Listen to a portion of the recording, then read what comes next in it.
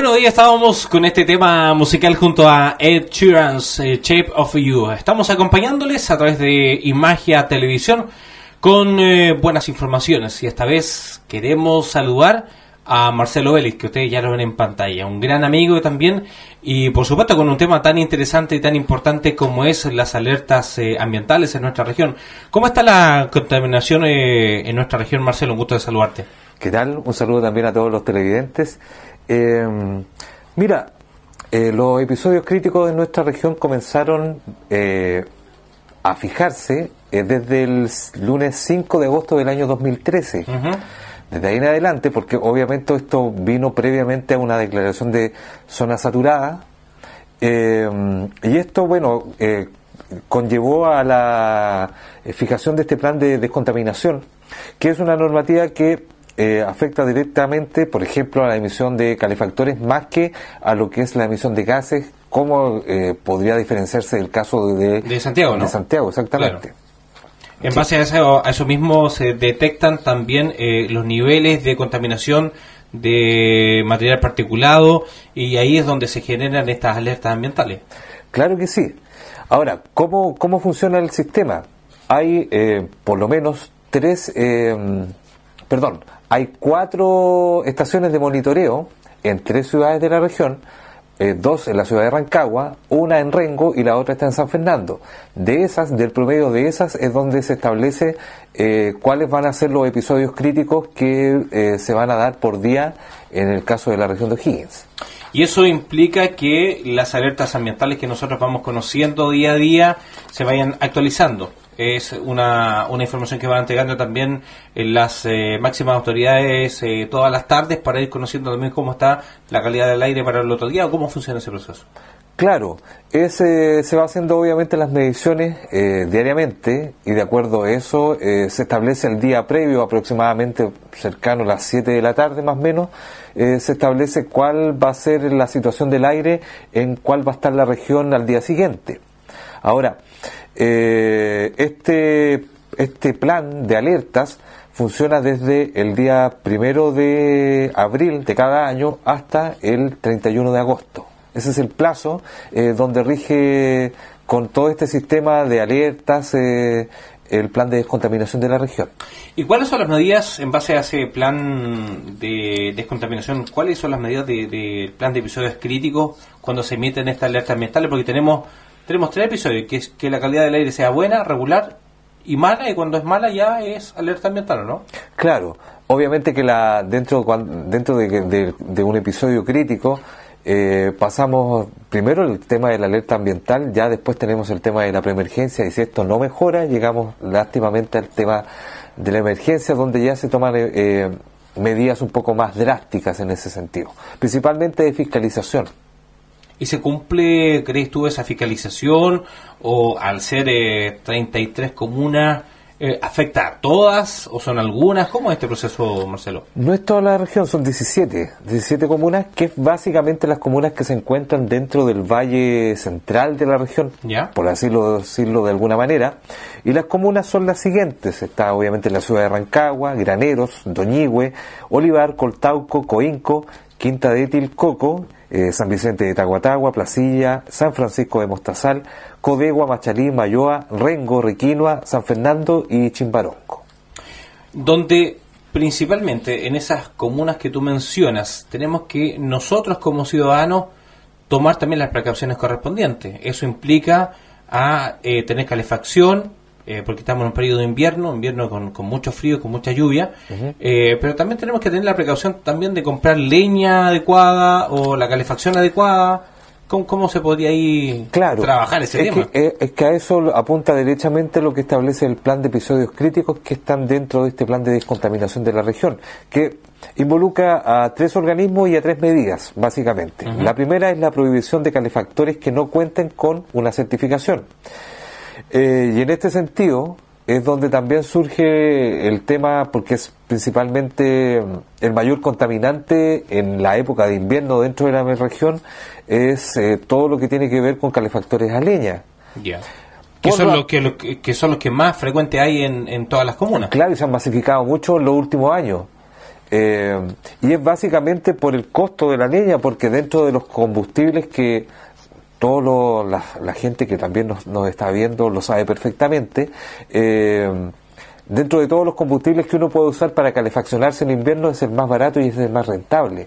Entonces, en ese sentido, por supuesto que la migración hacia la leña fue muy rápida dentro de los últimos 10 años en la región.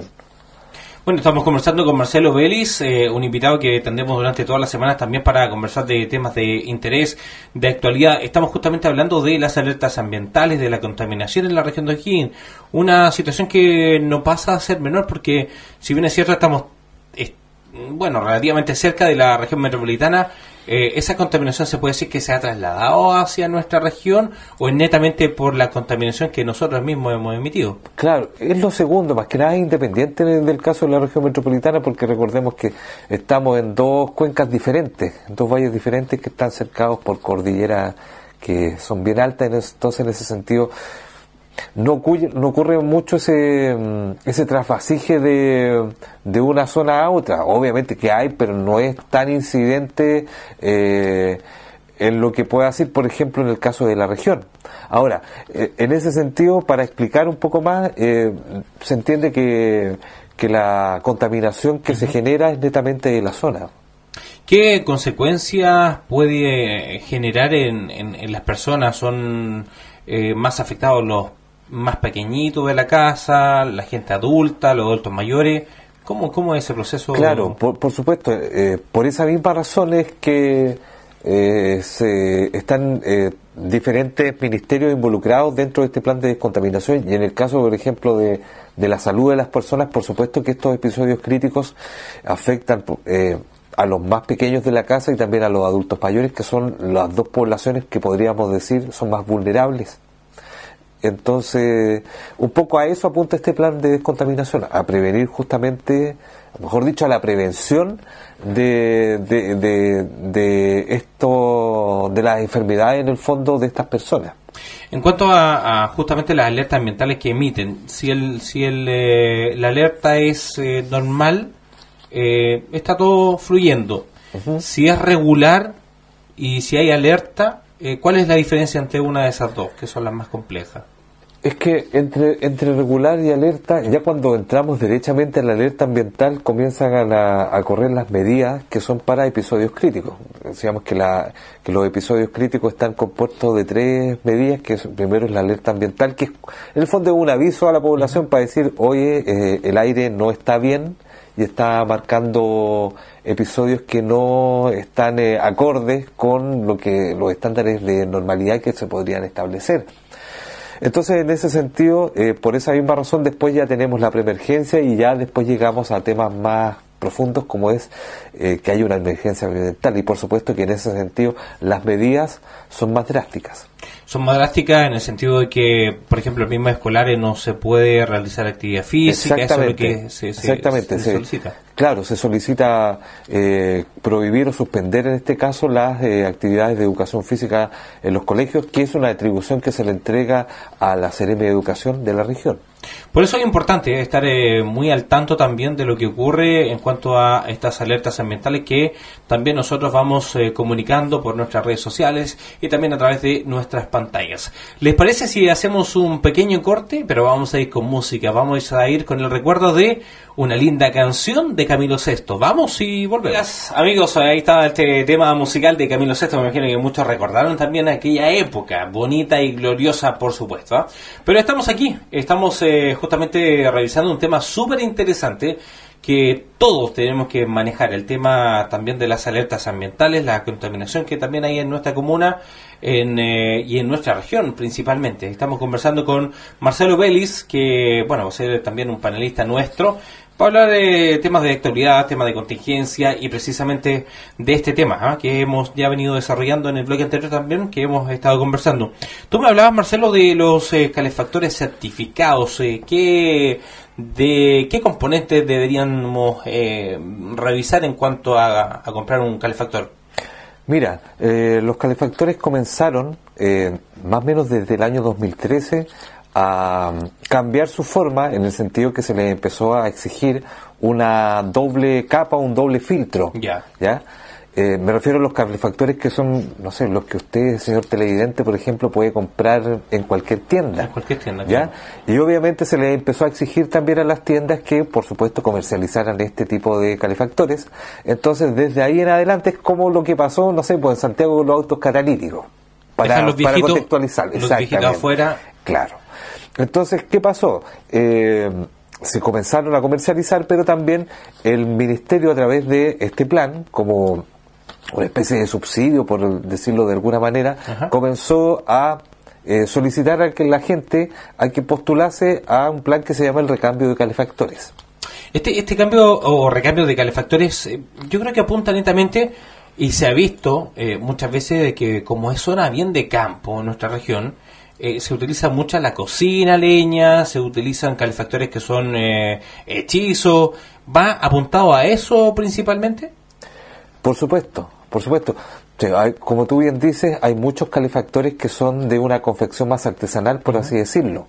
Y también pasa que el típico calefactor que ya lleva muchos años en una casa, con el tiempo, con el uso, se va deteriorando, y por supuesto hay muchos que no tenían ese tipo de filtros que exige ahora el Ministerio. Entonces se le da la opción a quienes tengan este tipo de calefactores, valga la redundancia, a que lo reemplacen por otro que cuenta con las certificaciones que establece la norma, pero también te da otro tipo de alternativas de otro tipo de combustibles para que obviamente bajar las emisiones de contaminación en días críticos, que principalmente son los días donde hacen más bajas temperaturas en la zona.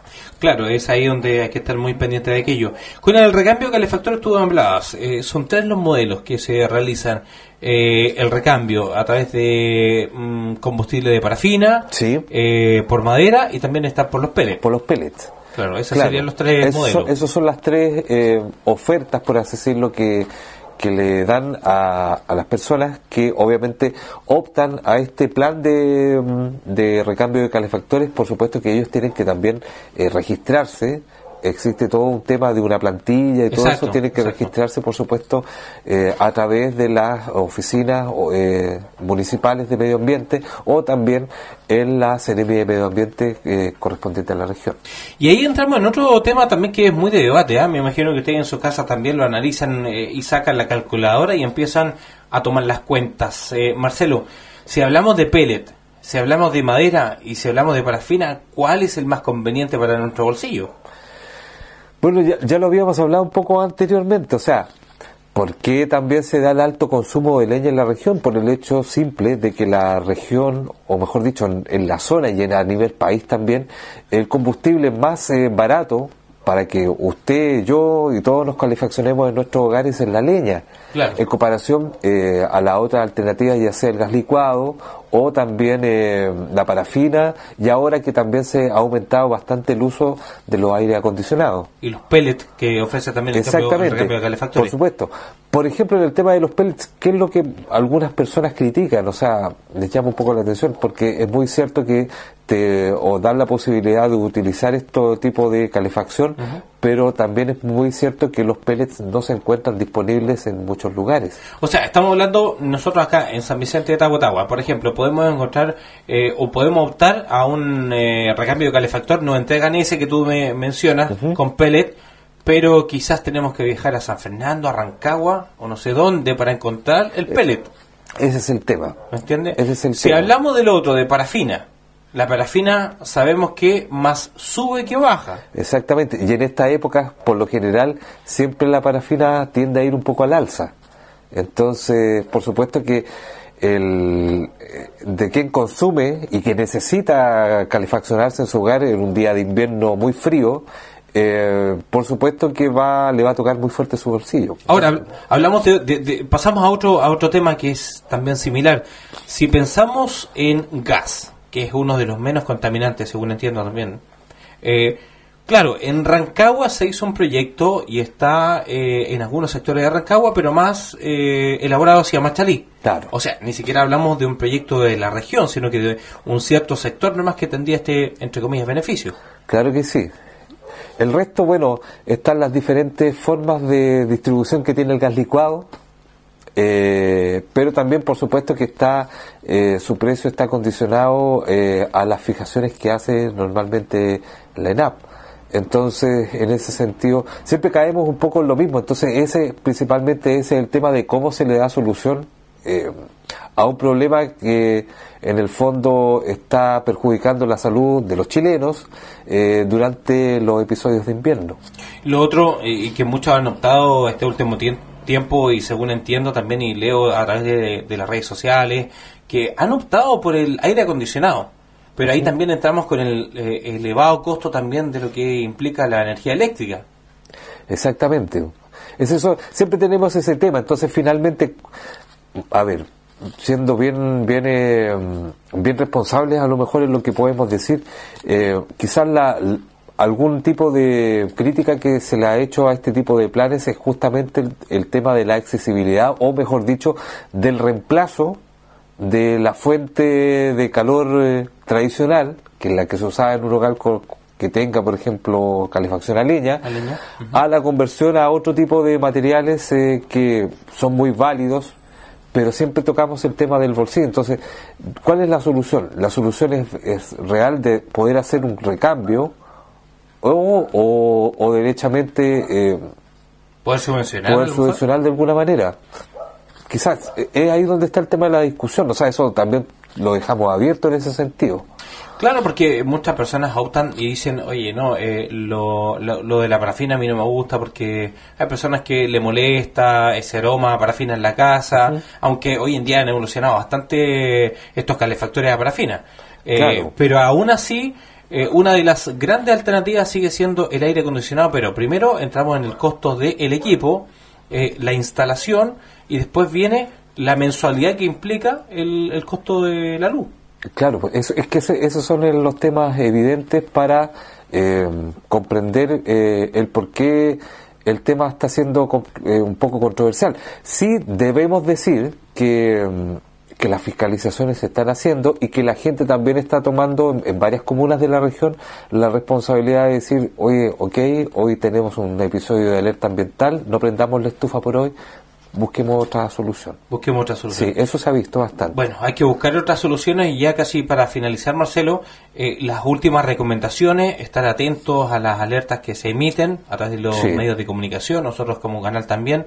¿Qué otras recomendaciones? Principalmente lo que también, una medida bastante buena y que está al servicio de todos nuestros televidentes, es la medida que tiene que ver con el sistema de banderas, que algunas comunas de la región ya lo están implementando. Yo conozco dos casos, el caso por ejemplo de Quinta de Tilcoco, y también conozco el caso de Chimbarongo. Utilizan, ¿en qué consiste? Una cosa sumamente simple. En todas las reparticiones públicas ya sea municipios, colegios, se instalan durante el periodo de invierno banderas.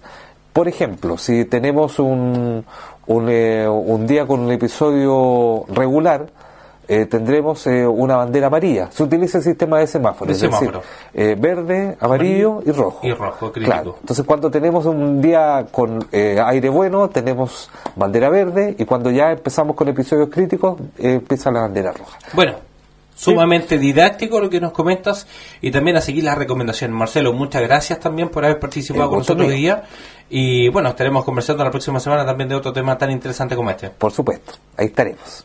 Muchas gracias. Marcelo Vélez, panelista también de nuestro matinal. Estaremos hablando de temas de actualidad y de contingencia, como ustedes pudieron apreciarlo. ¿Les parece si nos quedamos con una nota de cocina? Esto es un interesante tips a esta hora de la mañana.